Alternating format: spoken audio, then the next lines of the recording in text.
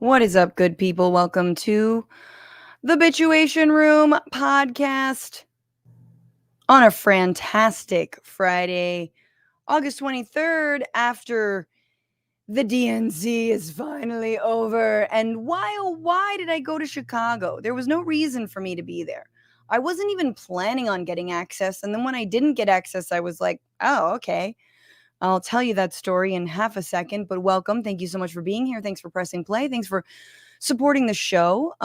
If you don't know, it's been a little bit of time, just a few days since we've been live, since I have done the show. I think I'm still getting over some hoarse voice loss from the live shows in Chicago at the Lincoln Lodge, which were so effing fun. Truly, Chicagoans, you've got a great town.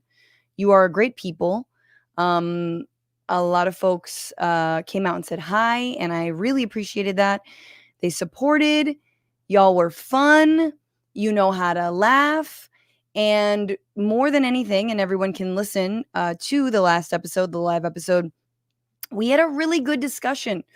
We had real substantive discussion about progressive agendas on a citywide level and how to go about making change and even charting an alternative, third course, if you will, a third way, not in the corporate centrist Joe Manchin third way, but in the socialist third way. You know, LA City Council has a number of socialist, either DSA affiliated or DSA backed candidates. Rossana Rodriguez, who was on our show, ran not as a Democrat, but as a socialist and won, and is truly addressing the needs of the people of Chicago and her district and her ward, I should say. And that was really, really, really fucking inspiring. So I think some of us were different levels of inspired and uninspired by the activities of the DNC. And we'll get into all of that. I'm very eager to tell you and to look over some of maybe the highlights, the lowlights, the things that we love, the things that we didn't love. But just a quick little plug to be part of the patreon.com/bituationroom. Now that I'm back, or let's do an AMA. So send me all of your burning hot questions if you have them. Again, for all the patrons, and $5 a month, $10 a month gets you that shout out during the fart song. You get discounts on merch, 20% off all of our union made merchandise. You get discounts on the American Prospect magazine, 60% off to be specific. You get all kinds of perks. We have our chats in there. We're talking about what books and documentaries we're reading. Guest ideas that are absolutely welcome from all the Frantifa. So if you can afford it, it means the world. It truly helps us thrive. It helps pay people who work with us, like Paige and Max and Andy, all of the people that make this show happen. So let me just tell you the quick little story. So I have a friend who was working on the inside of the DNC, and I have an acquaintance who was working on the inside of the DNC, and he's one of these people who is good at getting Democrat money. I don't know how to explain that other than he's basically like a media consultant person who is just kind of he's just kind of around, and he's able to, and he wants to, which I guess it's good money, just get some money from Democrats to do various tasks and whatnot, whether it's campaign related, media related. He was coordinating and working on the influencers who descended onto Chicago. Now, before, when it was Joe Biden, a lot of people weren't going to show up.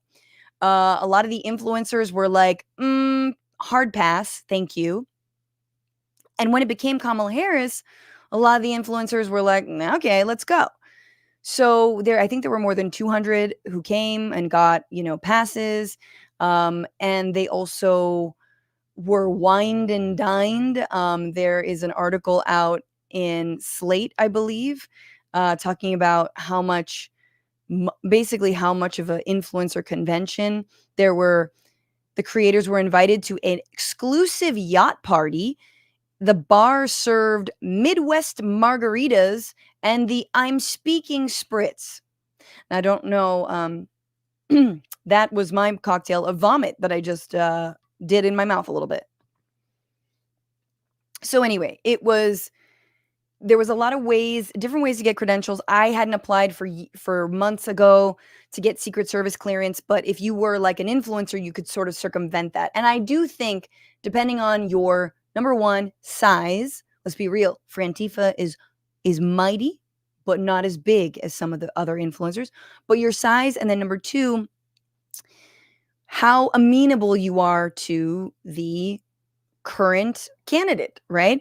And if you look at any of my socials, if you look at the YouTube page, if you look at Twitch, if you look at my feeds, you'll see that I'm critical, that I especially am critical of the Biden administration and Kamala Harris by association's handling of the assault on Gaza. And so there was no reason not to give me accreditation. I probably couldn't even have gone in because I literally had no time. I was like, our flight got canceled. A whole bunch of shit happened. But at the same time, I low-key believe it's because I'm not like, I'm not a lifestyle influencer who's like softball.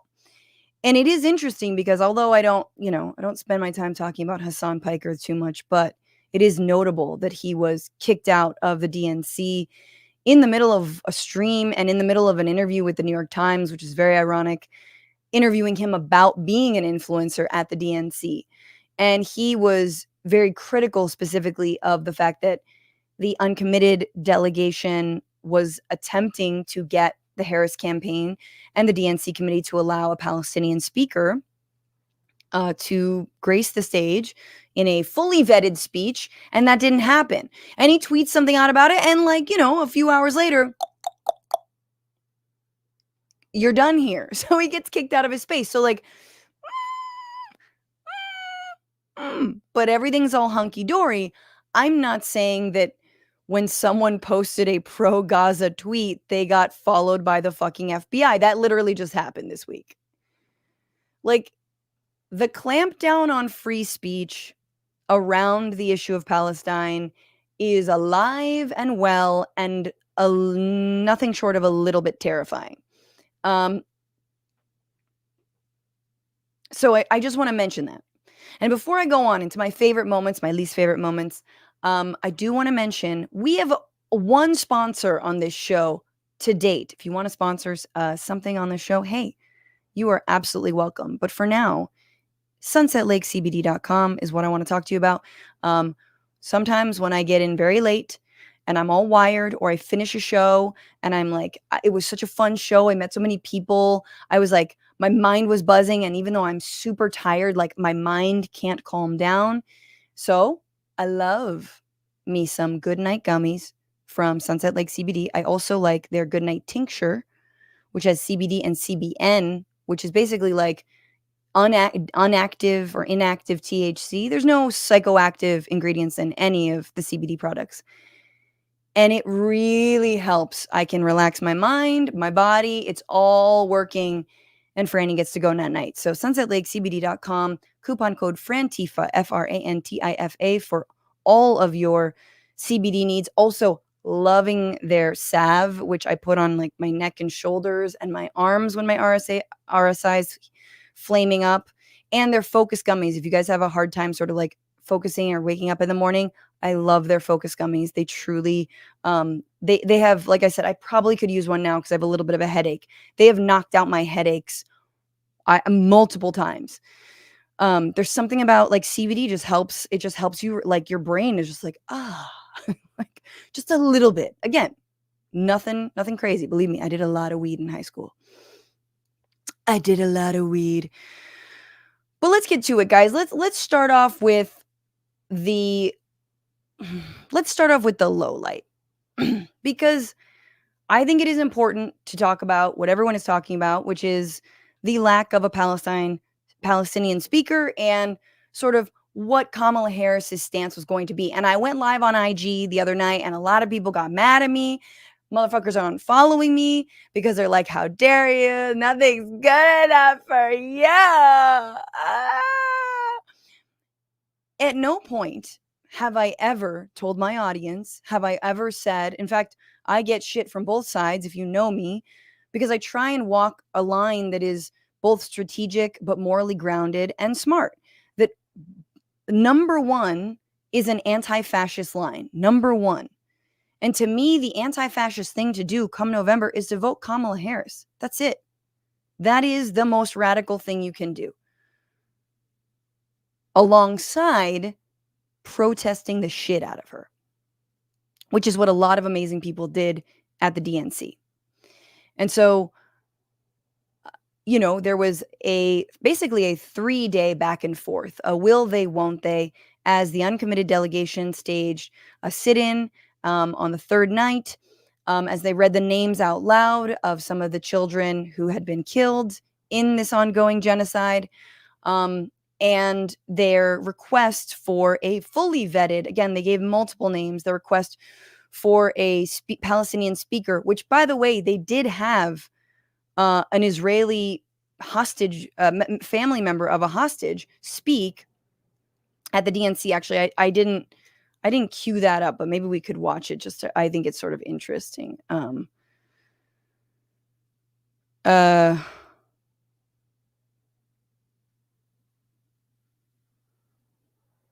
So they did have a family, and here Jordan Ewell's sort of sharing it. In an inflamed family members, parents of one of the hostages call for a deal that returns hostages and ends the suffering of innocent civilians. So here we go.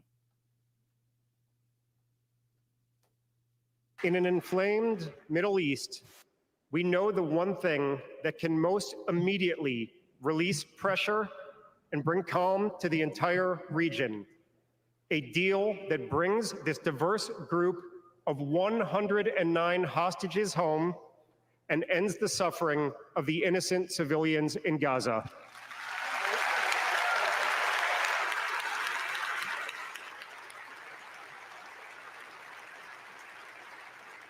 The time is now. Hirsch, if you can hear us, we love you. Stay strong. Survive. In an inflamed. Okay, so that was the family members of one of the hostages. They're wearing the number 320 because it's I believe their son is hostage number 320 out of about 400 initially, and again 109 remain. And it really, I think, is important that they said ends the suffering of innocent civilians in Gaza, and saying innocent is very important in this case because of how much the Israeli government has tried to paint them as everything but. And if not Hamas themselves, Hamas enabling, they voted for Hamas anyway, who cares, even though most of them weren't even born when Hamas was elected. So that is amazing, and I'm glad that they said that. But also, spare a thought for Palestinians. Spare a thought for, in fact, the city that you're in, which is home to the largest Palestinian community in the country. Also, home to the family of Wael Al-Fayoume, who was murdered by his landlord, 6-year-old boy, murdered because he was Palestinian. And his landlord had been mainlining some propaganda about Palestinians in the wake of October 7th, happened like 10 days after, and he was murdered by him. Like, chilling stuff. And I've said this before and I'll say it again. If this child were of any other race, religion, or ethnicity, he would absolutely have been mentioned, celebrated, his family invited to the DNC. So that was how far the DNC was willing to go in terms of hearing directly from the people and hearing, anything that humanized those who are actually suffering on the ground. Now, here's what I'm going to say about, the bring the hostages home line. Yes, we need to bring the hostages home, of course. But to say that while not being serious about how unserious the Israeli government is about freeing them, I think is to openly lie to the American public. And we know that ceasefire deal after ceasefire deal has been thwarted by the Israeli government. time and time again, and the only time there was ever a ceasefire deal, it was in Thanksgiving of last year, remember? And that was brokered through Qatar. And, it happened, and it could happen again. And instead, Israel likes to do things their way, and they raid refugee camps and murder 250 people in order to save 4. They don't want a deal. They want to murder 250 people to save 4. They want to murder 40,000 people to avenge 1,200. Do we understand the discrepancy here? So they are not fundamentally interested in it, but the Democratic Party has to maintain the lie that they, number one, are working towards a ceasefire, or that number two, Israel is at all interested in a ceasefire to begin with, and that number three, that they have been the most Johnny-come-latelys to a ceasefire in the entire country. That some of us, the voters, the people, were the ones who've been calling for a ceasefire, only to be called anti-Semitic, hateful, Hamas lovers. But now look at what's happened. And so pressure works, reality works on the pressure. But it is very upsetting to see, I think some of the mealy mouth language around this issue, and also the lack of a Palestinian speaker it's just like, it sucks. Now, I will say that, I look to people like Linda Sarsour on this, who has basically said, look, the Palestinian speaker was an idea that came up after it was clear there wasn't going to be a weapons embargo announcement, which is a huge announcement.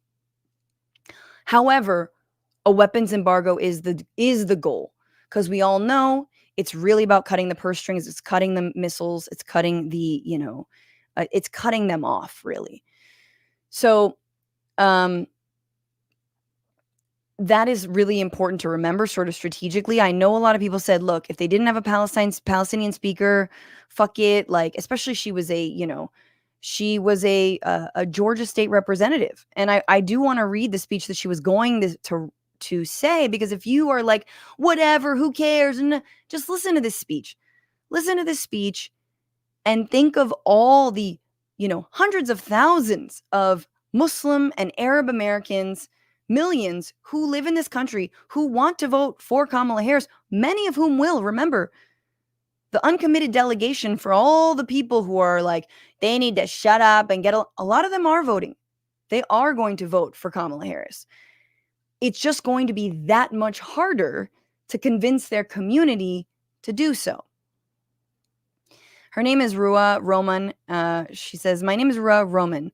I'm Rua Roman. I'm honored to be the first Palestinian elected to public office in the great state of Georgia, and to be the first Palestinian to ever speak at the Democratic National Convention. My story begins in a small village near Jerusalem called Suba, where my dad's family is from. My mom's roots trace back to Al-Khalil, or Hebron. My parents, born in Jordan, brought us to Georgia when I was 8, where I now live with my wonderful husband and our sweet pets. Growing up, my grandfather and I shared a special bond. He was my partner in mischief, whether it was sneaking me sweets from the bodega or slipping a $20 into my pocket with that familiar wink and a smile. He was my rock, but he passed away a few years ago, never seeing Suba or any part of Palestine again. Not a day goes by that I don't miss him. But in this pain, this past year has been especially hard, and as we've been moral witnesses to the massacres in Gaza, I've thought of him, wondering if this was the pain he knew too well. When we watched Palestinians displaced from one end of the strip to the other, I wanted to ask him how he found the strength to walk all those miles decades ago and leave everything behind. But in this pain, I've also witnessed something profound, a beautiful, multi-faith, multiracial, and multi-generational coalition rising from despair within our Democratic Party. For 320 days, we've stood together, demanded to enforce our laws on a friend and foe alike, to reach a ceasefire, end the killing of Palestinians, free all Israeli and Palestinian hostages, and to begin the difficult work of building a path to collective peace and safety. That's why we are here, members of this Democratic Party committed to equal rights and dignity for all. What we do here echoes around the world. They'll say this is how it's always been, and nothing can change that. But remember Fannie Lou Hamer shunned for her courage, and yet she paved a way for an integrated Democratic Party. Her legacy lives on, and it's her example we follow. But we can't do it alone. This historic moment is full of promise, but only if we stand together. Our party's greatest weakness has always been our ability to unite. Some see that as a weakness, but it's time that we flex that strength. Let's commit to each other by electing Vice President Harris and defeating Donald Trump, who uses my identity as Palestinian as a slur. Let's fight for the policies long overdue, from restoring access to abortion to ensuring a livable wage to demanding an end to reckless war and a ceasefire in Gaza. To those who doubt us, to the cynics, to the naysayers, I say, yes, we can. Yes, we can be a Democratic Party that prioritizes funding for our schools and hospitals and not for endless wars, that fights for an America that belongs to all of us, Black, brown, and white, Jews, Palestinians, all of us, like my grandfather taught me, together. Very sweet, very nice. A little too anti-war there, a little too using the forever war line.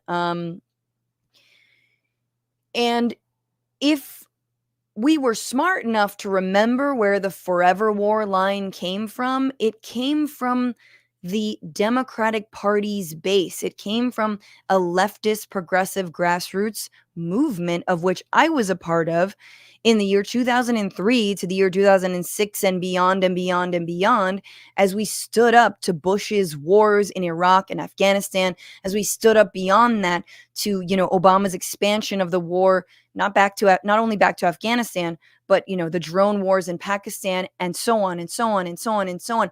That's what it is.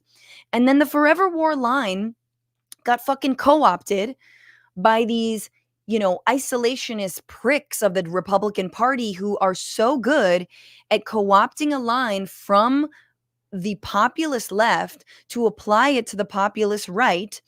And then Tulsi Gabbard, case in point, as she's now, advising Donald Trump on his debate with Kamala. That's Forever Wars is her line, even though she's super Islamophobic. So what that statement did not do was blame Joe Biden. What that statement did not do was even talk about a weapons embargo. What that statement did not do was talk about our taxpayer dollars. It did not talk about, cutting off the supplies or whatever it was. It also didn't say Israel has the right to defend itself, or Israel has a right to exist, which are both propaganda lines. That's all they are. I'm sorry, they're just propaganda lines. They are not based in reality, in what is happening on the ground, and we know that. She said, let's remember this together, demanding to enforce our laws on friend and foe alike to reach a ceasefire. Meaning, let's apply international and domestic law. The Leahy law saying we cannot sell weapons to countries that are engaged in human rights violations. Let's actually, look for once at Israel a little bit how we look at Russia, right? But again, she's, that's not what she's saying. I'm interpreting that, but basically this is what friends do. This is what allies do. Say, hey, we're all in this to, obey an international law, blah, blah, blah, blah, blah, which is very ironic considering that we have a prosecutor running for president, that we have someone who prides herself in enforcing the law and who actually gave a very heartfelt explanation for why she became a prosecutor. And I'll get to that in a half a second. But this is not a strong statement. This is a heartfelt statement. It should have been heard by the audiences in Chicago, and it would have been so well received by audiences in Chicago. And we have to ask ourselves the kind of, religious and ethnic superiority that says that certain people can speak about this issue and other people cannot speak about this issue. Certain people's family members can speak about what it's like to miss their family, to not know where they are, to have given up all hope or barely held out hope, and other people are not. You guys, Americans have been killed in Gaza. okay? Americans have been killed in Gaza. Journalists have been killed in Gaza. Healthcare workers have been killed in Gaza. Hospital workers have been zip-tied and summarily executed in Gaza. Christians have been murdered in Gaza. This is an issue that expands so many people, and it is an American issue beyond the fact that we are funding it. So, too bad. But oopsies. And to that end, I did want to go into the part of the speech that I was sort of struck by, which was Kamala Harris on foreign policy. And she talks about Gaza. Obviously, I'm watching and I'm holding out hope to the very end. Maybe she's gonna maybe she'll come up on stage hand in hand with the uncommitted delegate Rua. Probably not.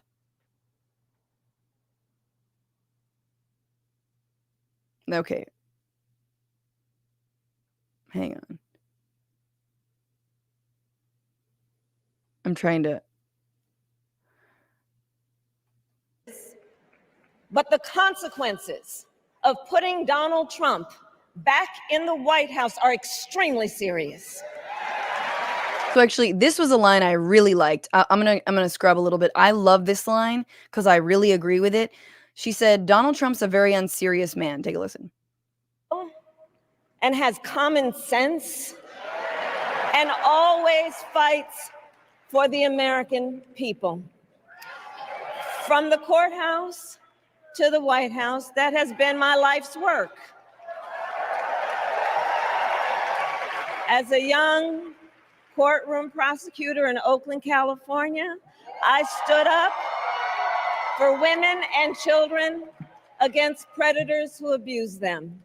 As Attorney General of California, I took on the big banks.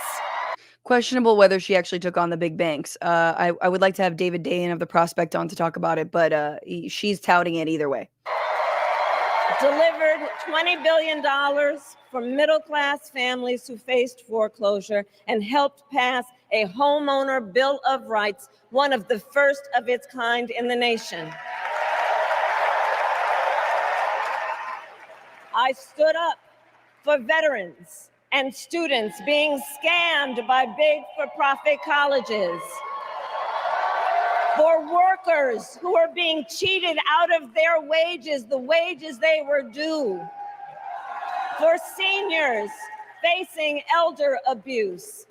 I fought against the cartels who She has fought against seniors, or has fought for seniors facing elder abuse. I mean, she fought to be the nominee instead of Joe Biden. I mean, I don't think there was a bigger case of elder abuse than that. And I'm so glad that we had a prosecutor who could defend Joe Biden's right to not run for president again, because it truly was egregious what they were getting away with. Trafficking guns and drugs and human beings, who threaten the security of our border and the safety of our communities. Okay, here's a super like militarized lib line that I actually kind of liked. I fought against drug cartels. Like, it's like, okay, that sounds kind of badass. You know what I'm saying? Like, that sounds badass. And like, I'm like, ooh, don't love obviously the prison industrial complex, the drug war, the border wars, all her bullshit around that. But that line of like, I fought the drug cartels and the trafficking in guns and human beings. I'm like, fuck yeah, that sounds like I believe that shit, and I like that line. But we're getting to the part. I apologize. Just stand by, people. And I will tell you, these fights were not easy, and neither were the elections that put me in those offices. We were underestimated at practically every turn, but we never gave up, because the future is always worth fighting for. Real weird non sequitur. Oh, God. And that's the fight we are in right now, a fight for America's future. Sorry, I'm speeding it up a little bit. Fellow Americans, this election is not only the most important of our lives, it is one of the most important in the life of our nation. In many ways, Donald Trump is an unserious man. There's a line. But the consequences of putting Donald Trump back in the White House are extremely serious. Consider not only the chaos and calamity when he was in office, but also the gravity of what has happened since he lost the last election. Donald Trump tried to throw away your votes. When he failed, he sent an armed mob to the United States Capitol, where they assaulted law enforcement officers. When politicians in his own party begged him to call off the mob and send help, he did the opposite. He fanned the flames. So this was all really good, you guys. I want to just say, before I get to the shit that I hated, this shit I liked.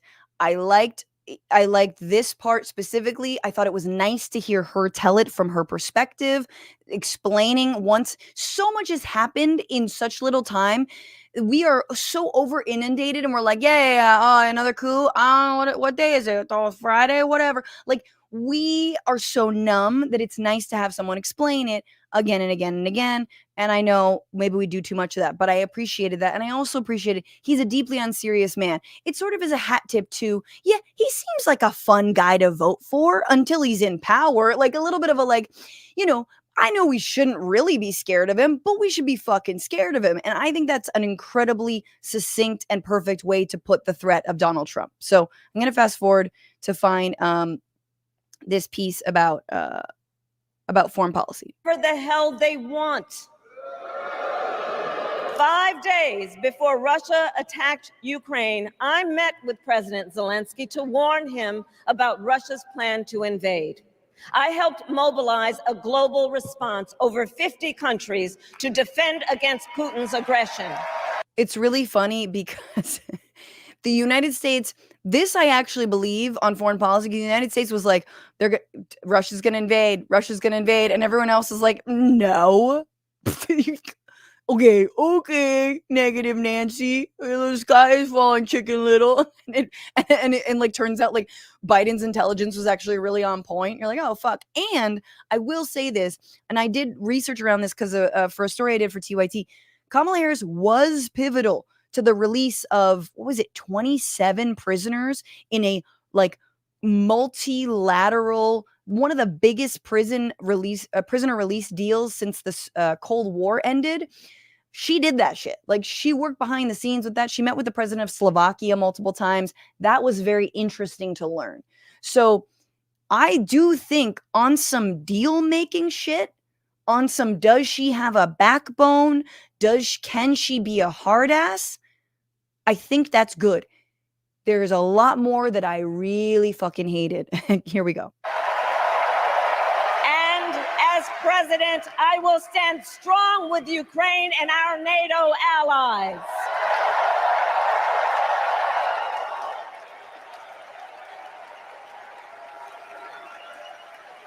Here we go. With respect to the war in Gaza. Okay, so I was just watching The Prospects. They do like a weekly roundup on Fridays. You guys should check it out. It's in the morning. David and I think Robert Kuttner, who were there, they were saying that like during this part when she was like, with respect to the war in Gaza, everyone was like, huh? Everyone was like, shh, shh. It was like the Beyonce part. If you went to the shows, like everybody on mute. Everybody's on mute. What's she gonna say? Labyrinth quote. Did she say it? Only my lab heads know what I'm talking about. So here she goes. President Biden and I are working around the clock because now is the time to get a hostage deal and a ceasefire deal done.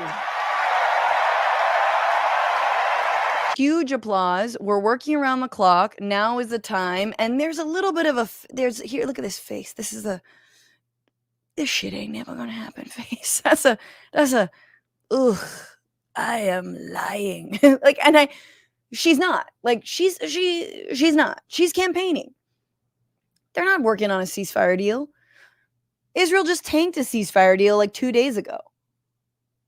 Because, and here is my problem before I continue. Here is the problem with saying bring the hostages home and get a ceasefire deal in the same breath. I'll explain that for you. And I'll explain why actually Kamala Harris might be better than most. AOC said, bring a ceasefire deal and bring the hostages home. That I had a problem with, and I think it's very important to look at the specific language. What Israel has maintained, and they maintain it today, is that the ceasefire can happen when all of the hostages are back. Do you understand how that's not actually a ceasefire deal? That's a give up all the hostages first, and then we'll stop bombing you. Now, that's to say, if the 100+ hostages are even still alive, thanks to Israeli bombing.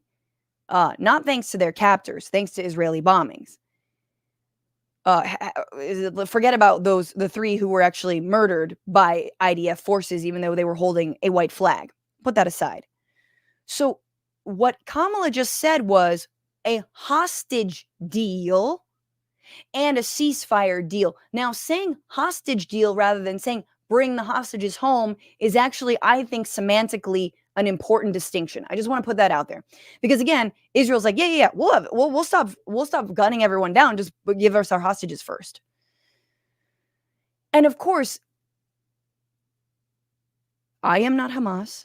I mean, obviously, I advise them from time to time, but whatever. It's just like a text or no. Obviously, I know a lot of us are thinking, what the fuck? Like, it's been so long. Clearly, Israel's so unserious about, ever stopping this war. Why not just give all the hostages up? It's like, you guys don't understand.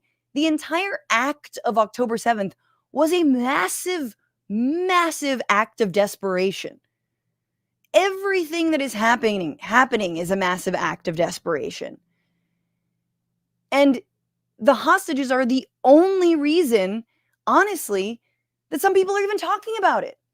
Because, Israel wants to murder all the people of Gaza. Yeah, whatever. It's the only leverage that they have. It's the only leverage they've ever had. I'm not saying, I am not justifying it, but you understand what I'm talking about here. Like, it's the only way they can plead their case to like any kind of ceasefire at this point, right? Anyway, that's neither here nor there. But I was gonna let that ball bounce. Okay, so here she goes. We're working on a ceasefire, even though we're probably not working on a ceasefire, and we know they're not even interested in ceasefire. And really, the only thing that's going to get them to stop is a weapons embargo. Because once we stop the weapons, by their own admission, they said that the war would have to stop within like a week. And let me be clear. I will always stand up for Israel's right to defend itself. And I will always ensure Israel has the ability to defend itself, because the people of Israel must never again face the horror that a terrorist organization called Hamas caused on October 7, including unspeakable sexual violence and the massacre of young people at a music festival.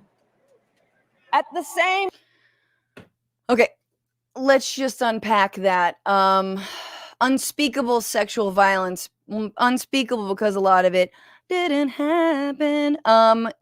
Didn't happen. Not able to be proven.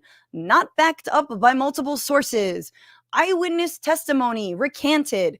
Family members calling on media to say, no, this did not happen to my loved one. My loved one was killed. It was awful. They were not raped. Like, there has been a lot of reporting about this. We talked about it on the show before. It is an uncomfortable subject because it feels so much easier to just say Hamas did mass rape. So everything else is justified. It feels easier in our little pea brains, in our little Islamophobic hearts. It feels easier to say that shit. But it's actually, if we're using our full brains, not what happened. I'm sorry. I really want this for you all. I don't even like, but it just that's not true. Okay? That's not true. And then on the massacre of the young people at the Nova Festival, yeah, it's true. There were festival goers who were gunned down by Hamas militants. There was also missiles that rained down from Israeli helicopters. And that has been admitted. That has been admitted to. Haaretz and other news outlets have reported on it. The idea was they don't know who's a militant. They don't know who's a civilian. And we know how the IDF rolls. They're not good at distinguishing, and they don't care. So everyone just had to die. So let's just be honest again. And let's also be empathetic and not fucking undermine that every life should not have ever been lost. That 1,200 people, and 400 hostages is a crime. But also the disproportionate crimes that have come out of it are absolutely not justified. So and again, I've seen the line and I'll quote it for y'all now, but it's incredible how we're being told nothing justifies October 7th. Nothing. Not occupation, not starvation, not, controlling land, air, sea, medicine, food, water. Nothing justifies October 7th, but everything is justified after it. What gives? So here she is again. Just got it, whatever. And she has to say the line, and this is a face of fear. I mean, I said this on an IG live, but it's the question is, how much fear do we have here of like that AIPAC money? How much is she afraid that AIPAC's going to actually just fully throw down with Donald Trump? And they could, but again, AIPAC is not an endless cash cow. There's not all the money in the world, right? Like it takes a lot. But I do think this is a line coming out of fear. I mean, this portion could just be plunked into an AIPAC conference itself. And Kamala Harris has spoken at AIPAC conferences. And now she says, big cheers. Now let's do an applause-o-meter. Here she says, at the same time. What has happened in Gaza over the past 10 months is devastating. So many innocent lives lost. Desperate, hungry people fleeing for safety over and over again. The scale of suffering is heartbreaking. Okay, the scale of suffering is heartbreaking. It's not heartbreaking. It's criminal. Okay? It's criminal. It's not just happening. They're not killing themselves. They're not starving themselves. They're not bombing themselves. It's not a natural disaster. It's not heartbreaking. I mean, it is like it'll turn your heart into ash. That's true. But it's more than that. It's enraging is what it is. President Biden and I are working to end this war such that Israel is secure, the hostages are released, the suffering in Gaza ends, and the Palestinian people can realize their right to dignity, security, freedom, and self-determination. Dignity, freedom, security, and self-determination. Huge applause. And no Huge applause. Big ol' applause-o-meter off the charts on this one. I will never hesitate to take whatever action is necessary to defend our forces and our interests against Iran and Iran-backed terrorists. And then you had to go fuck it up. So you notice how she sort of cut off the cheers. It's like, let's not let that hang.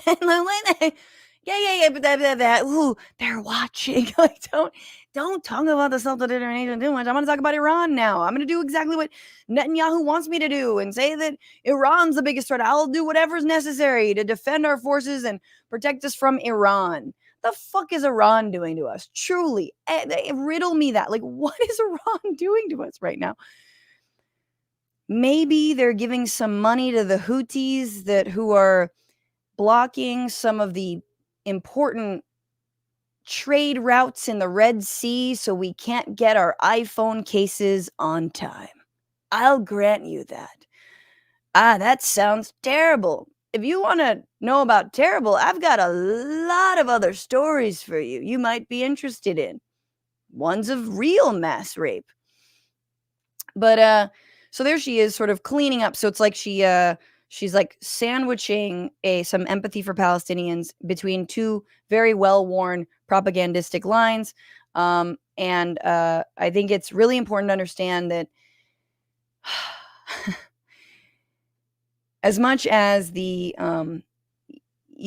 the tough prosecutor, the AG, someone who enforces the law, it's a good look. It's a good look, especially for American president. It's a good look. I mean, I'm not talking about for me. I'm talking about just broadly. It's a good look for a woman who, again, living in patriarchy and misogyny, constantly accused of being soft, of being, weak, of not being, whatever, being whatever, too kumbaya. Pick your poison of all the sexist things you can say about women, not being ready for war. But on a foreign policy level, can we have a little more Tim Walz? Can we have a little more diplomacy?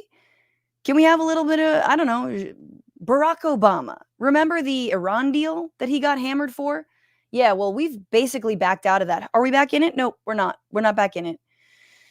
Is Iran probably trying to rush toward building a nuclear weapon now faster than ever? Yeah, definitely, probably. I mean, wouldn't you? Like, that's probably exactly what one would be doing at this point. I will not cozy up to tyrants and dictators like Kim Jong-un who are rooting for Trump. Okay, a little bit of coded language because I'm like, bitch, ain't nobody talking about Kim Jong-un. What the fuck? Like, there's part of me that's like, you just mentioned Kim Jong-un out of nowhere, but she's obviously talking about Trump. Like, how dare he cozy up, like, he, go out and have some milkshakes with Kim Jong-un or whatever the fuck he did, sit, by a stream and sort of, God, that conversation must have been so bad. But it is very ironic that she comes out of speaking about Israel and Gaza and the Palestinians and then says, I will not cozy up to dictators who are rooting for Trump. Who do you think is rooting for Trump the hardest? It's Israel. It is specifically Netanyahu, not all the people of Israel, but it is Netanyahu.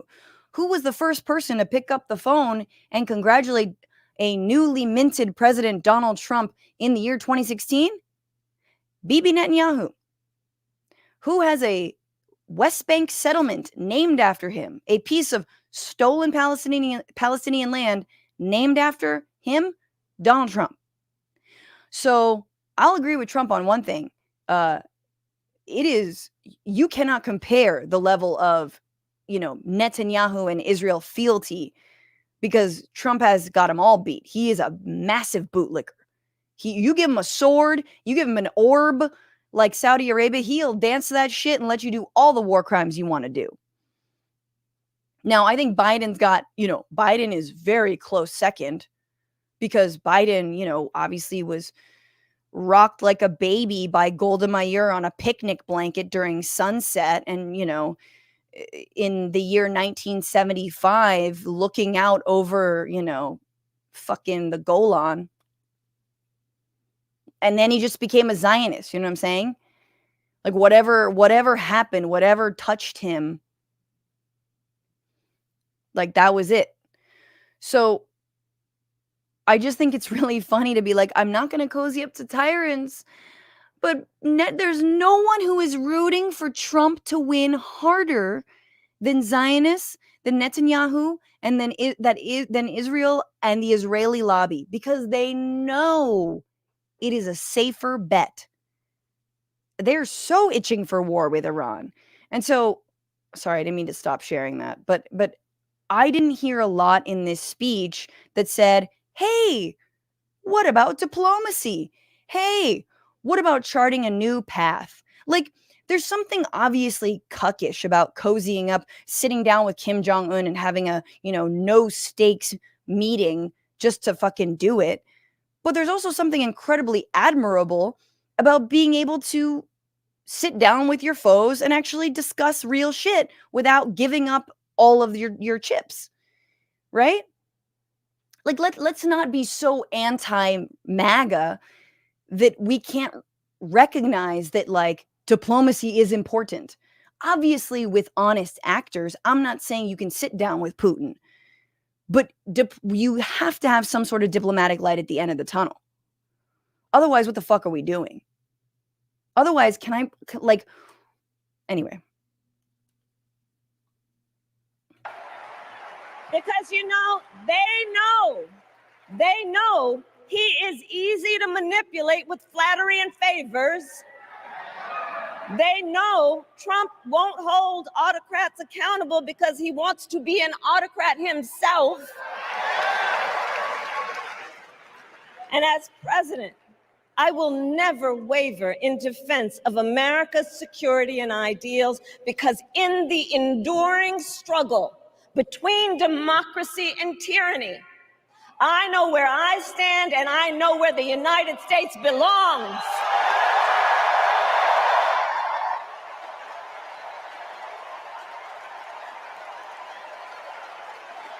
I don't know where the United States belongs, guys. Like, I'm gonna be real with you. Like, I don't know where we stand, and I don't know where we belong. In fact, I don't think I've known where we stand or where we belong in foreign policy in a very long time. I mean, I don't think that we're thinking the same thing.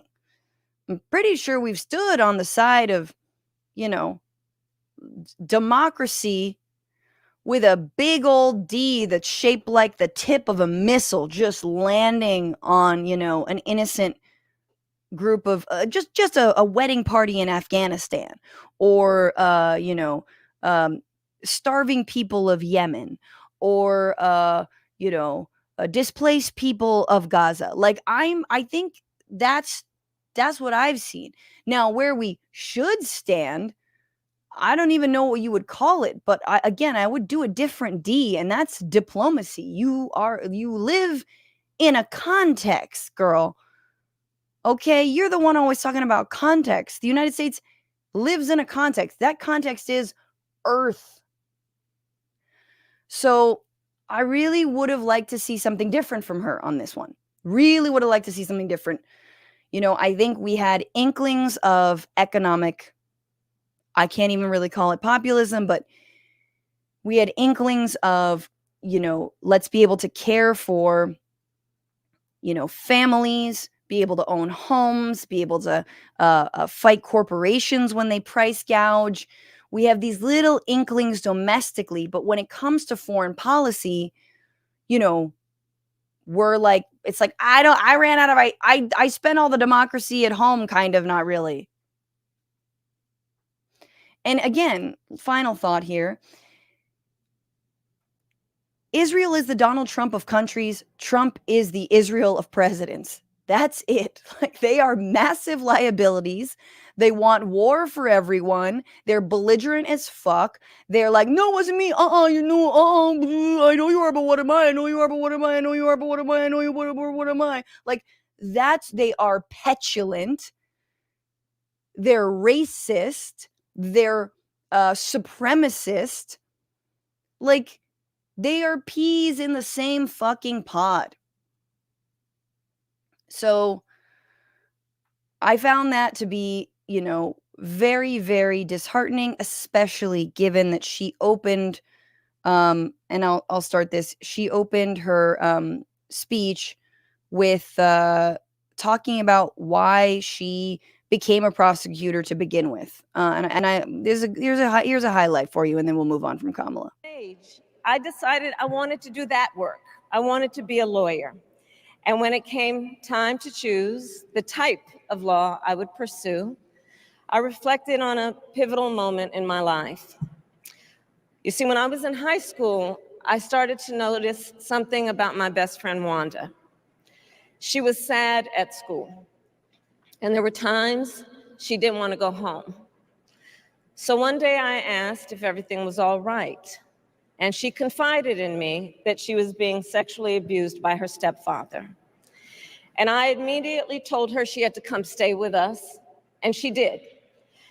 This is one of the reasons I became a prosecutor, to protect people like Wanda, because I believe everyone has a right to safety, to dignity, and to justice. Okay, so I did like that line, even though I'm just generally like, I do think the tough on crime stance, especially given our criminal justice system, is a pro lock people up stance. But that was nice to hear, whether true or completely pulled out of her ass, that a friend facing sexual abuse in her own home was the reason she was like, no, that motherfucker needs to go to jail. I'm like, I like that. That actually is very endearing to me.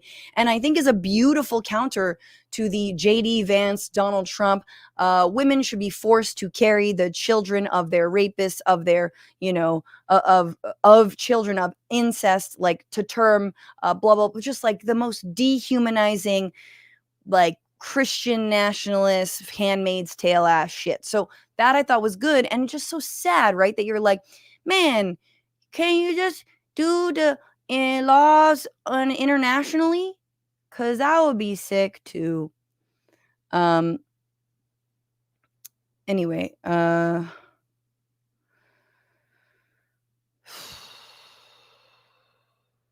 Chavez of The Intercept. I believe she's still with The Intercept. Oh, she's with Just Foreign Policy. She's great. She wrote specifically on the Gaza stuff. She said, in case you missed it, I fact-checked AOC's claims that Kamala Harris is working tirelessly for a ceasefire. And this is from her article. Democrats have effectively co-opted and watered down the term ceasefire to quell outrage over the Biden administration's role in enabling the genocide. While human rights advocates are calling for an end to Israeli bombings, some Democrats redefine ceasefire to effectively refer to hostage exchange. For the Biden administration and his allies, the ultimate goal is to secure a deal with Saudi Arabia that legitimizes Israel and to oversee an Arab proxy force to run Gaza, a force to be armed and trained by the United States. Oh my God. I don't think I've known this. I think I missed this shit.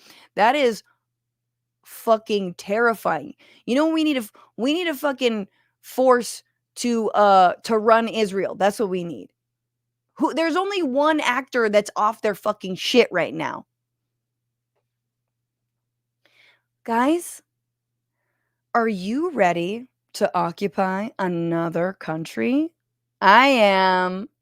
Are you ready to put aside all of your hopes and dreams for universal health care or ending climate chaos or an opportunity economy that Kamala Harris was talking about and just send all of our taxpayer dollars over to running the Gaza Strip in a way that Israel likes?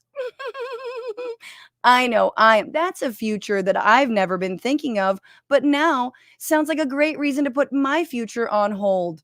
Love it. Love this for us. Ooh, because as we all know, American occupations have gone so well. And I just can't wait until America decides to occupy America. Can we just send troops into America? Yeah. Oh my God. You know what? We should set up humanitarian assistance to Americans. We should set up field hospitals for free for Americans, Can we do the Civil War so we can get some American military assistance? That'd be cool. Anyone?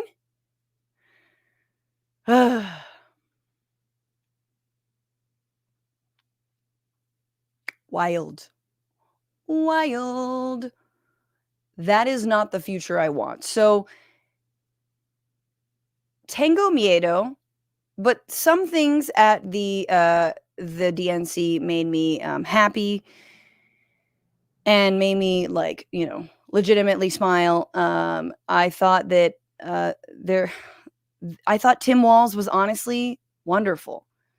I thought Tim Walz was hopeful. I thought to myself, and I'll tell you this right now, if Kamala Harris is not actually going to be a progressive, if we cannot successfully, because we're gonna fight, we're gonna push, if we cannot successfully get her elected, number one, libs, don't get mad at me. Lefties, ultra lefties, you know where I stand on this. Don't Jill Stein me. I cannot deal. I cannot deal with her, okay? Just do not Jill Stein me. I don't fuck with people that, like, go to Putin dinner parties. Calm down. Like, long shot ass candidate motherfuckers, get out of my face. I'm sorry. I know she's morally right, but I just can't. But I'll tell you this much. If Harris needs to be fought to make good on these things and to actually move our money out of yes forever wars and into real communities here in the United States. And I feel like Tim Walz, if Kamala Harris represents, in my opinion, maybe a more craven, elitist California Democrat, and I can say that because I'm in California and I know how these motherfuckers be. They are so disingenuous. You got Gavin Newsom being like, yeah, I believe in Medicare for all. Now I'm going to sweep up a bunch of homeless encampments. Oh, am I going to deliver Medicare for all for anybody? Fuck no. Oh, yeah, let's sweep up homeless encampments while simultaneously vetoing any safe injection sites, which, really will help reduce the number of fentanyl deaths and the number of drug overdoses. But that's okay. I'm just going to run on the fact that I sweeped up a homeless encampment thanks to the Supreme Court, who I just heralded. I've done an entire story about that. Bitchuation Room, patreon.com/Bitchuation Room for my full thoughts on Kamala Harris. But here was some Tim Walz goodness. Let's do a little chaser for some good stuff over here. I can't promise yeah. That's a nice shot. Bum ba-dum bum bum bum squibbity doo squim dim dum din. Come on. You're killing me. Why? Okay, internet doesn't like me right now, which is sad. Let's see if I can get Hey Josh Russell. This is an influencer who I guess is like a redneck influencer. No, he's not. He's just like a working class influencer. You can tell because he's got a mustache and a mullet. And I really appreciate what he had to say on the floor. Even though we didn't have a Palestinian speaker, this guy was pretty fucking good. But populism that insists we are too different to get along, is just divide and conquer by a different name. There's another sort of populism with roots in this party that we in West Virginia know well. They called us rednecks back in the 1920s because striking workers from all different races wore red bandanas around their necks as they fought and died for respect and a living wage. Their fight yesterday is our fight right now, right now. It is our choice to build on this progress and to create a political home for the mass of working Americans fighting for control over their government, their workplaces, and their planet. And it is our moment to live up to. Let's get after it. Thank you very much. So I thought that was brilliant. That was a wonderful speech. Again, getting to some of this working class populism. And, you heard Kamala Harris talk about growing the middle class. And I think middle class is like, I feel like saying middle class too much is a little bit of a, like, I'm too afraid to say working class. Like, I think it's a little bit of a neo-lib hat trick to just be like, well, we're going to grow the middle class, the middle class, middle class. There really isn't that much of a middle class anymore. And there certainly isn't upward mobility. There's not a lot of, we are the generations that millennials will not make more than their parents and so on. And I'm like, how much am I going to leave to my daughter? Shit, But I do love that you have people on stage who've been able to talk about workers, and Tim Walz was one of those people, and I thought he did it brilliantly. And again, he is so relatable, and like I was saying earlier, is not doesn't seem like he's like putting on a shtick. I mean, he's massively putting on a shtick, but like that he is kind of being sincere about who he is. And I'll say this, fully understanding, and I know it's like Tim Walz, the white guy, blah, blah, blah. And like, I'll fully say, like, Bernie Sanders is not like a cuddly guy. Bernie Sanders is not a likable guy. Bernie Sanders just happened to have wonderful ideas. Tim Walz is actually like a likable guy, and he actually has pretty good ideas. Now I'm getting screwed. They spent a lot of time pretending they know nothing about this. But look, I coached high school football long enough to know, and trust me on this, when somebody takes the time to draw up a playbook, they're going to use it. This is about Project 2025. And we know if these guys get back in the White House, they'll start jacking up the costs on the middle class. They'll repeal the Affordable Care Act. They'll gut Social Security and Medicare. And they will ban abortion across this country with or without Congress. Here's the thing. It's an agenda nobody asked for. Yep. It's an agenda that serves nobody except the richest and the most extreme amongst us. And it's an agenda that does nothing for our neighbors in need. Is it weird? Absolutely. Absolutely.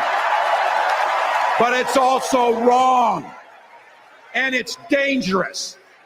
It's not just me saying so. It's Trump's own people. They were with him for 4 years. They're warning us that the next 4 years will be much, much worse. You know, when I was teaching every year, we'd elect a student body president. And you know what? Those teenagers could teach Donald Trump a hell of a lot about what a leader is.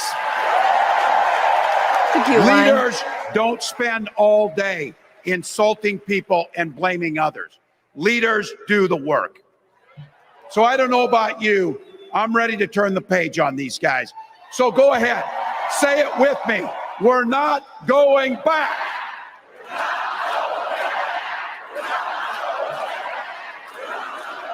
We've got something better to offer the American people. It starts with our candidate, Kamala Harris. There we go. Okay. So I think it's important to say we've got something better to offer the American people. I actually like that. I think that's really, whether or not it's Kamala Harris, hopefully it is her and Tim Walz, but I like that he's saying we need to offer them and we have got something better to offer them. I'm skipping ahead a little bit. Look, benches and do the block housing or keep it on the field. That's how we'll keep moving forward. That's how we'll turn the page on Donald Trump. That's how we'll build a country where workers come first. Healthcare and housing are human rights. And the government stays the hell out of your bedroom.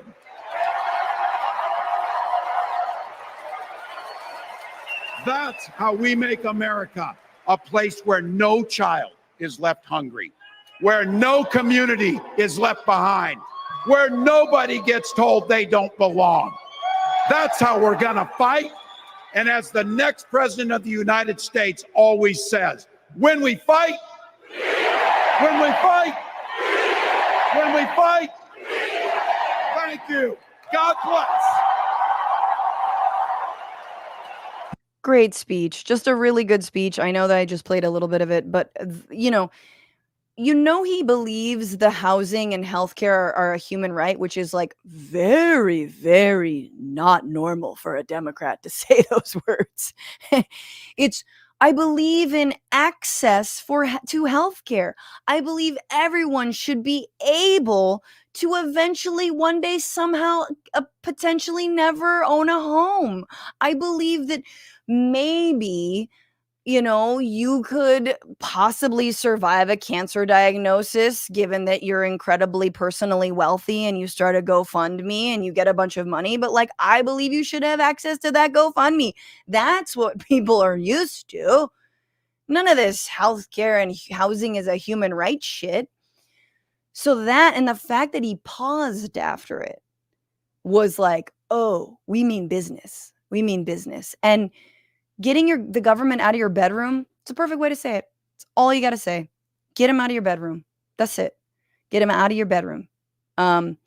It's like the most Republicans can relate to this shit. I think that when it comes to abortion rights, when it comes to LGBTQ plus rights, when it comes to, gay marriage or whatever the fuck it is, trans rights, like talking about privacy is just a winning strategy. Yes, human rights, but some people are fucking like, some people don't have empathy. I think that the right to privacy, which is what Roe v. Wade was founded on, is how you win on this issue. Also morally, like I think it's about family values too. Like I'm not saying avoid talking about the moral thing, but I do think that the right to privacy, the right for the government to not tell you what to do with your family and your body and who you love, and that's really, really important. But so look, guys, I mean, that was good. That was important. Bernie also spoke, and I think we can do a little bit of a. There was a Jeet here had a really good article, and I maybe I'm gonna read. Let's do some story time, but really quickly. Rachel Atwood, thank you for your super chat. What's up, girl? Why were the Tennessee Justins bumped from speaking? I'd like to think one or both of them would have brought a serious ceasefire tough talk. Yeah, maybe that's why they were bumped. Because remember, they would likely talk about extremist legislatures, also gun control, but maybe they weren't safe enough, right?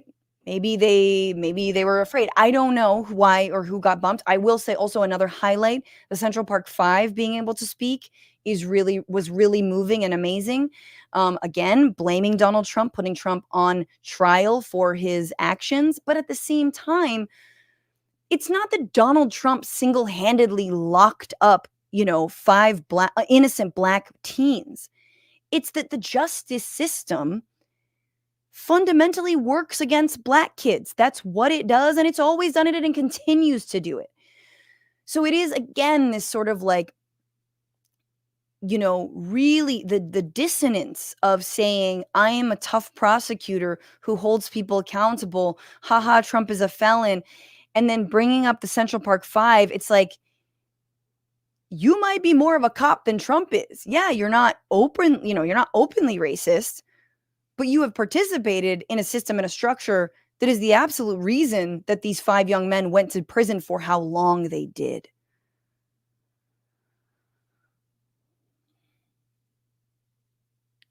Yeah.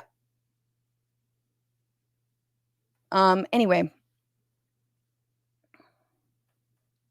Let's see. There is so much to talk about. I'm wondering if we'll talk about, I think, you know what? Why don't we save RFK Jr. dropping out and endorsing Donald Trump maybe for Tuesday, because it's a juicy story and his concession speech was very interesting, and just so whiny. Oh, they're not giving a Kennedy a fair shake. Wow, why would you do that? But here was one of my favorites. My favorite takes about the DNC from, of course, good old Lara Trump. The right is losing their minds about this, by the way. The right is very upset that anyone was having fun at the DNC and that people, first of all, there were celebrities. Gross. Kerry Washington, ew. Eva Longoria, what? Ugh, right? They can't compute that. And then also, here's Lara Trump saying just what the DNC is all about. And then, of course, abortion, which is really what this whole entire DNC is surrounding. Yes. They have a mobile abortion van. You get a taco and an abortion, a vasectomy, and a snow cone at the DNC. And they have continued to lie about Donald Trump wanting to sign a federal abortion ban. They can't actually operate, Rob, in truth and reality, because the truth is no one wants to buy what they're selling. No one wants 4 more years of the 3.5 we've just had to live through. This country will not survive. People cannot make it, and they know they cannot be honest. So they lie and they trash Trump. That's the whole DNC wrapped up in a little box for you. Wrapped up in a little box to go. You get a snow cone and abortion and a taco and a vasectomy. That sounds amazing. Did you guys know that the lanyards that people were wearing were actually that was umbilical cords from the unborn fetus of all the abortion? Yeah, that's what it's amazing. They did. They paid for abortions and then they used the umbilical cord as the lanyard string. I mean, there were thousands of them. Because that's what they do. And then you got a snow cone and like, you know, they even had like rainbow snow cone. Like you got the green, the red, the yellow and the blue, which is like, you know, like blue raspberry, which is always my favorite, and then the cherry, and I'm pretty sure the yellow is like lemon and the green is lime. And it's yummy. And now I'm hungry.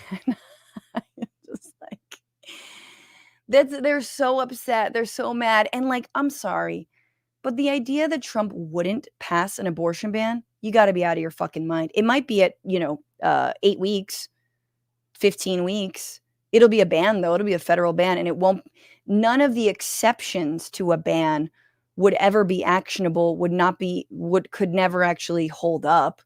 The amount of hoops that anyone would have to go through, it would be sentencing so many people to die.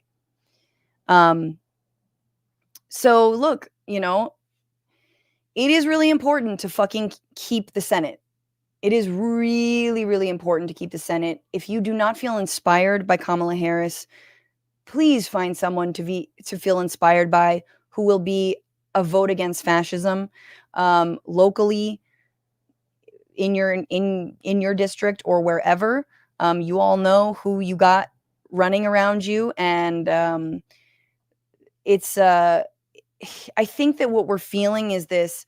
What I'm feeling is this reaction to maybe some of the like old neoliberal tropes, and those really that gets really triggered for me when, as lovely patron Angsar said, did anyone else notice that she sounded exactly like Hillary Clinton when she started speaking about foreign policy? And it's like, yeah, that was the vibe I was getting. And I am begging Democrats to pick up the mantle that movements have given them. The anti-Iraq war movement, from the anti-Vietnam war movement to the anti-Iraq war movement to and now anti-Gaza genocide movement. Pick up the mantle of ending these wars, of protecting our interests through strength and diplomacy and security and smart moves, strategic moves, not fucking endless arms, $20 billion of which could be spent on, I don't know, keeping teachers around. So it's just, I'm nervous about Kamala. I'm excited for her to crush Trump. We need to crush Trump first. But on first glance of this DNC, it was the dissonance between what's happening in our lives and in Gaza was loud. And the amount of plans and sort of like vision that I heard from her was not broad. It was not a broad vision. It was still a sort of status quo vision. There's nothing in there that would particularly scare, the billionaire class. Even though she said things like, we're going to go after price gougers, she didn't mention it in this speech. So I think that's, interesting to know. You know, and then there was Bernie. Bernie was there. He spoke. Let's briefly talk about this article and then fuck off.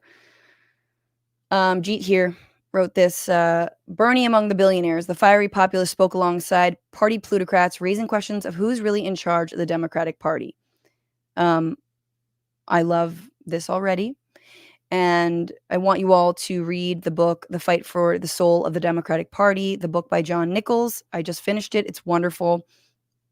And it really does sort of, you know, put us in this moment of we need to break with Clintonism. We need to break with neoliberal, centrist, corporatocracy, whatever the fuck you call it. But we just need to break with the Clinton wing of the Democratic Party. We're still trying to wrest our party, not our party, the party, this big tent away from Clinton and back toward FDR and or toward Bernie and or toward an AOC or a Vision. These pop-ups are killing me. Jeet says, not surprisingly, Bernie Sanders gave the most substantive speech of the Democratic Party National Convention, one that did not bask in the good vibes of a party now headed by a youthful, energetic presidential nominee. Sanders has always been a policy-first politician, one obsessively focused on using the power of the state to create a more egalitarian America. Sanders bluntly and relentlessly used his 12 minutes to celebrate the achievements of the Biden administration and to highlight all the work that can be done if the Democrats win the White House as well as the House and the Senate. Sanders thundered that we need to join the rest of the industrialized world and guarantee health care to all people as a human right, not a privilege. We need to raise the minimum wage to a living wage. We need to pass the PRO Act so that workers can organize into unions. He further called for continued fights against big pharma to lower drug prices, as well as battles against other corporate monopoly monoliths such as big oil, big agriculture, and big tech. Sounds good. In making his full-throated case for the economic populism, Sanders didn't shy away from naming the forces that would stand in the way of this program. Sanders excoriated these oligarchs and the billionaire class who tell us that we should not tax the rich and, quote, tell us we should not take on the price gouging. Mindful of the recent primary defeats of Representatives Bowman and Cori Bush, both of whom had been targeted by primary challenges massively funded by AIPAC and other interest groups, Sanders insisted that billionaires in both parties should not be able to buy elections, including primaries. And Sanders actually taking steps to introduce, I think, a bill that would ban super PACs in primaries, which is very important. The populist message was poignant and urgent, but also complicated by the fact that Sanders shared a stage with representatives of the billionaire class. Sanders was followed by Illinois Governor J.B. Pritzker, scion of a family that owns the Hyatt hotel chain, as well as former American Express CEO Ken Chenault, perhaps not a billionaire, but certainly a voice for corporate monopolies that Sanders had condemned. Pritzker even joked that the audience should take it from an actual billionaire. Trump is rich in one thing, stupidity. Although the audience enjoyed the quip, it was redolent of an earlier time, in 2016 when Democrats frequently mocked Trump as not a real billionaire. This was always a counterproductive argument since it contradicted Trump's lavish lifestyle, which might not be that of a billionaire, but is shared by only a small number of Americans, and the reactionary implication that there's something admirable about real billionaires. In 2024, the more common and genuinely populist Democratic line is that Trump is an out-of-touch rich guy who's looking out only for himself and his buddies. Chenault was not boastful of his wealth, but he did take comfort in the belief that, quote, Kamala Harris understands that government must work in partnership with the business community. She knows that a market-based economy needs a strong and effective government. The Democratic Party coalition, which means that its different factions pursue divergent agendas within the frame of the party. Some of those contradictions can be seen in the fact that the robust social democracy of Bernie Sanders shared a stage with the billionaire boasts of Pritzker and the business community of boosterism Chenault. One way to frame this contradiction is to say that the Sanders movement for a populist revolution is in danger of being co-opted by a fundamentally pro-capitalist party. But that framing misses the fact that the Democratic Party has in fact changed and abandoned the neoliberal orthodoxy that governed the presidencies of Bill Clinton and Barack Obama. Certainly, both Biden and Harris, thanks in no small part to the strong showing Sanders had in the 2016 and 2020 Democratic primaries, have pursued a much more robust program of government intervention in the economy than any Democrats in recent decades. In other words, Sanders has to some extent co-opted the Democrats as much as been co-opted by them. As Robert Borosaj recently noted in The Nation, the centrist Washington consensus of the Clinton era is no more. While the Obama's 2 terms could be characterized as a continuation of Bill Clinton's years, with, as one pundit put it, Hillary running in 2016 for Clinton's 5th term, Trump's victory in 2016 and Biden's 4 years began a dramatic break. The neoliberalism that Clinton and Obama championed, deregulation, free trade, fiscal austerity, has proved a failure. On the eve of the convention, the New York Times reported that the, quote, quietly held bond between Hillary Clinton and Harris, but progressives have won the argument inside of the party. Pritzker and Chenault are themselves proof of the change. Pritzker might be a billionaire, but he's governed as a strong progressive, making real allies with the party's left. For his part, Chenault, in his speech, praised Harris for knowing that the way to help the economy is to not give people like me a tax cut, but rather use the tax money to grow the middle class. Chenault claimed Harris would be both pro-business and pro-worker. Can you be both, though? There remains, of course, a fundamental divide between Sanders on the one hand and wealthy Democrats like Pritzker and Chenault on the other. Sanders' politics are rooted in class war. He wants to limit the power of the 1% to help the majority. Pritzker, by contrast, speaks of the politics of national unity based on being kind. Sanders wants justice. Pritzker wants kindness. The dispute between these two paths has yet to be settled, and the billionaire class, as it has shown in its campaign against Bowman and Bush, has plenty of weapons in its arsenal. Still, even as the struggle continues, Sanders can take comfort in the fact that in the war for the soul of the party, he is winning. Very well said. Very interesting. I don't know if I agree. I don't know.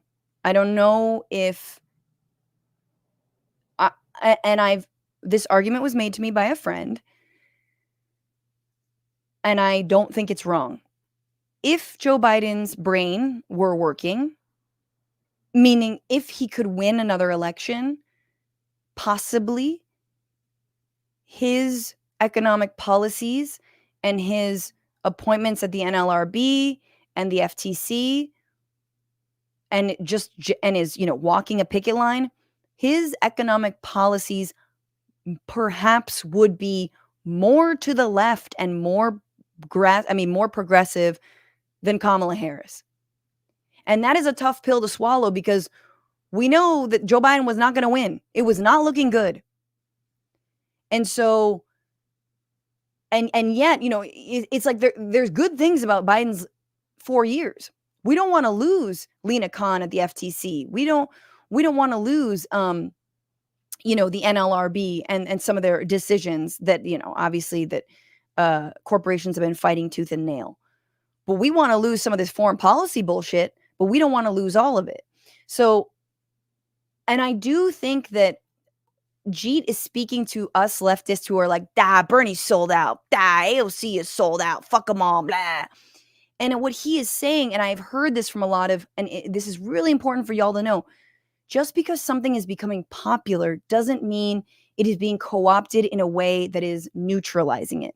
It is up to us to make sure that when something is co-opted, because it's popular, AOC and Bernie Sanders are 2 of the most popular politicians in the country, that they have pressure from the outside, that they have activists, that they have local supporters, they have people willing to do the work to make sure that we actually make this a class war and not kindness. You are not going to wrest the healthcare industry from the clutches of controlling all of our medicine and our healthcare and our meds through kindness. That is justice. And someone like Lena Khan understands that when it comes to monopolies. You're not going to get Amazon. You're not going to get Google. You're not going to get these motherfuckers to relinquish what they have through kindness, through a business community partnership. That's not going to happen. So the future is yet to be written, of course, on the story of the Democratic Party. And if they know what is good for them when it hits them time and time again in the face. I appreciate this. Sorry, I didn't mean to throw this comment up, but Bill says, I respect Claudia as a principled Marxist, but I'm still voting pragmatically for Harris. And we're talking about the third party candidates here. And I think that's right. I mean, look, like I used to get into debates a lot. I mean, not debates, but it was always interesting to me. I'm not a communist. I consider myself a socialist, under different circumstances, an anarchist. Like, I'm, whatever Chomsky is, I'll have all of that. I'm not a communist. I don't really believe that. I think there's too much concentration of power under communism. Generally, the government being too big is not a good thing. Government not existing, also a bad thing. But the TPUS, or the Talking Points USA, the CPUSA, it's very hot in here. See, the Communist Party of the United States still exists. Every single time they vote Democrat, every single time, because of exactly what our friend over there just said. And I'm sorry, Bill, exactly what Bill just said, which is, I'm a Marxist, but I vote strategically. We work strategically, and that vote strategically is for Kamala Harris. But anywho, Zero PE saying, I love your optimism in the Dems. I do plan to vote for Justin Jay since I'm in his district, but also voting for Cruz after that speech. I think Claudia, is it Claudia de la Cruz? I'm sorry, I don't know. I know we should have her on. Claudia and Karina, 2024. Love the names, obviously. I'm voting Cruz after that speech. I can't do Harris. I feel you. I feel you. I'm not, and again, I've never told people, I'm never going to tell you, I'm just going to tell you how I feel and how I would vote, but I'm never going to berate you for the way you vote, even though I did kind of make fun of Jill Stein, but might be.